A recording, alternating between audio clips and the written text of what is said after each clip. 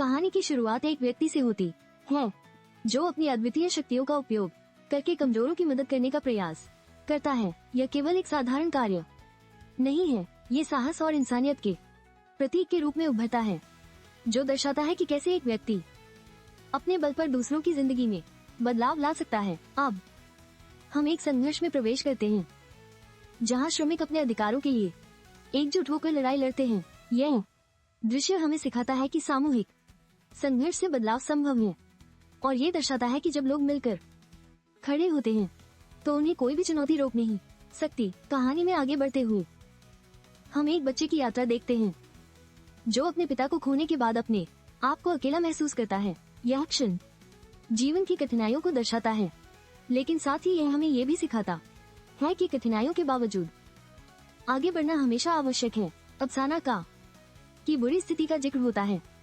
जहां अवांग उसकी मदद करता है और उसकी आत्मरक्षा की क्षमता को विकसित करता है। अवांग उसे कुछ सरल वॉरियर्स तकनीक सिखाता है जिससे सानाका की आत्मविश्वास में काफी वृद्धि होती है। हालांकि सानाका के सामने कई कमजोरियां और कठिनाइयां हैं, फिर भी वो धीरे धीरे एक सफल युवा व्यक्ति में तब्दील हो जाता है। उसके जीवन में सकारात्मक परिवर्तन आते हैं, लेकिन उसकी डरावनी यादें अभी भी उसके साथ रहती हैं, जो उसे कभी कभी झकझोर देती हैं। दूसरी ओर पेंगो की कहानी भी देखने लायक है।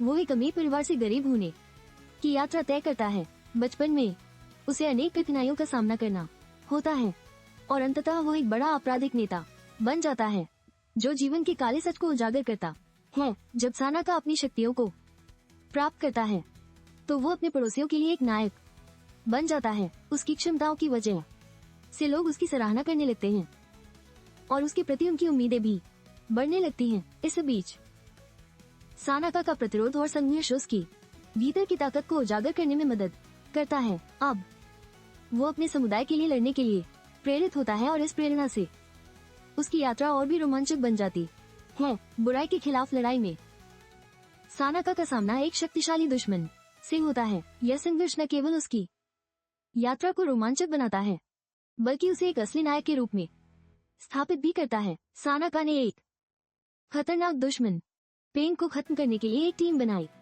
यह टीम उसके लिए न केवल सहायक होती है, बल्कि उसे अपनी ताकत में भी वृद्धि करने में महत्वपूर्ण भूमिका निभाती है। एक महत्वपूर्ण मोड़ पर सानाका को पता चलता है कि पेंग झूठी दवा का वितरण कर रहा है, जिससे लोगों की जिंदगियां खतरे में पड़ गई हैं। यह जानकारी उसे सचेत करती है और उसे अपनी जिम्मेदारी का एहसास कराती है। सानाका ने अपनी शक्ति का उपयोग करते हुए उन खतरनाक दवाओं को नष्ट किया और सभी को सुरक्षित किया। यह उसके साहस और निस्वार्थता का एक महान उदाहरण है, जो हमें ये सोचने पर मजबूर करता है कि असली नायक वही हैं जो दूसरों के लिए लड़ते हैं